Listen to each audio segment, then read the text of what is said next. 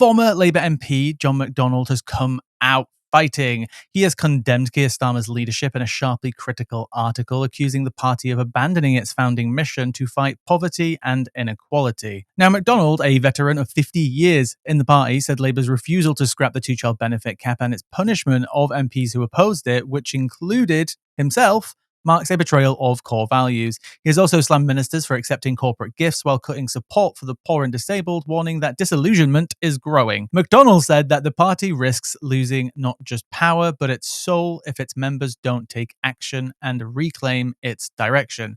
Now, his last few paragraphs really stood out to me. So he said at the end, justifying this negation of the historic role of Labour by adhering to anachronistic fiscal rules doesn't just make the government appear tin-eared, it makes it look inflexibly incompetent. What we are now witnessing is a panicked, half-hearted policy retreat while the backroom boys, Morgan McSweeney in the leader's office and Nick Parrott in the deputy leader's office, fight between themselves. All this against a backdrop of defending the export of F-35 jet parts that enable Israel's defense forces to continue bombing Gaza, and a Labour Prime Minister echoing the language of Enoch Powell.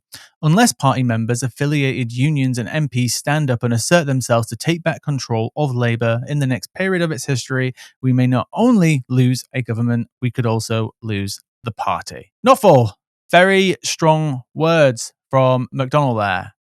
Just generally dive in. What are your thoughts on his words specifically? Of course, what he's been saying is what he's been saying for the beginning. We can't doubt him on that, on what other leftists and socialists within the Labour Party had been saying, right? Before a lot of them got purged or the whip removed. What I do find interesting is not necessarily the timing, but why he feels like this is important to say now. I know it's got to a point where Labour's support is dwindling fast, and maybe he thought he could keep the broad church sort of going within the Labour Party. And as much as I really appreciate him as a politician and as someone who has been able to talk about socialism within the Labour Party openly for years and years and years, up until recently anyways, I can't help but feel it's completely mismatched from what people are feeling.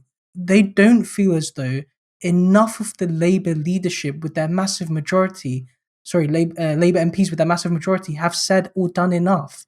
And of course, there are a few that have, Zara Sultana, Nadia Whittam, John McDonnell. There are. But I feel like this misspeaks to the frustration people are feeling with the two-party system and their general faith in the Labour Party overall. And he's right. You could see a dwindling Labour Party. I'm not going to speculate on that. But it misspeaks to what people feel like is the sort of democracy and representation they want. Once you get someone in Parliament, they can U-turn, they can flip-flop, and people know that. And people have known it for years and years and years. And they are atomized and they've really had enough. And I don't think this is the approach that is going to be speaking to people and make them feel as though these representatives are going to push democracy in their favour. Just to focus on McSweeney for a second, I genuinely believe he is going to be the person responsible for destroying the Labour Party or setting it back so far it's not going to recover for an extremely long time. Because, this started with his plan to get rid of Jeremy Corbyn, set up the anti-Semitism scandal, take down things like the Canary, helping Keir Starmer get into position, and then eventually using the power of Keir Starmer's leadership and his own power in the party to eventually, purge the left, make alliances in the NEC, which obviously is in control of candidates. And I want to bring that to the candidates because the quality of candidates right now in the Labour Party, especially the newer ones, is fucking horrific. It's absolutely horrific. Absolutely none of the newer people, especially from this intake, there is some from the previous intake, but this intake is just absolutely nothing. It's absolute lackluster. And I know that they're new and I don't expect anybody to come out punching and fighting straight away, but they're boring. It's full of hedge fund bankers this time around, full of people that get massive amounts of money from the City of London. I mean, even if McDonnell was to talk about a new leadership, it's utopian. I mean, the party structure has changed. Its incentives are to roll out the red carpet to BlackRock, to take on private healthcare campaign funds like West Streeting, and to essentially establish a neoliberal worldview on the public sector. It's not really about reinvestment. It's like a PFI draft 2, but this time around, there won't be any really amount of money going back into the NHS or any sort of small public services at all.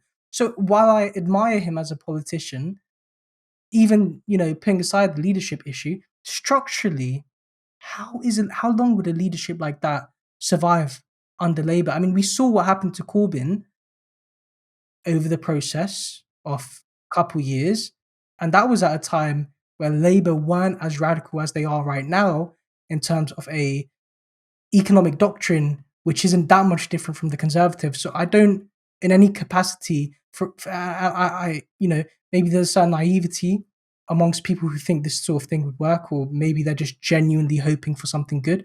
I don't understand how you would expect a leadership that John McDonnell was talking about to survive in the current Labour Party. It would be crushed instantly. Support independent media, support social justice that's there on social media. Thank you. Turn left.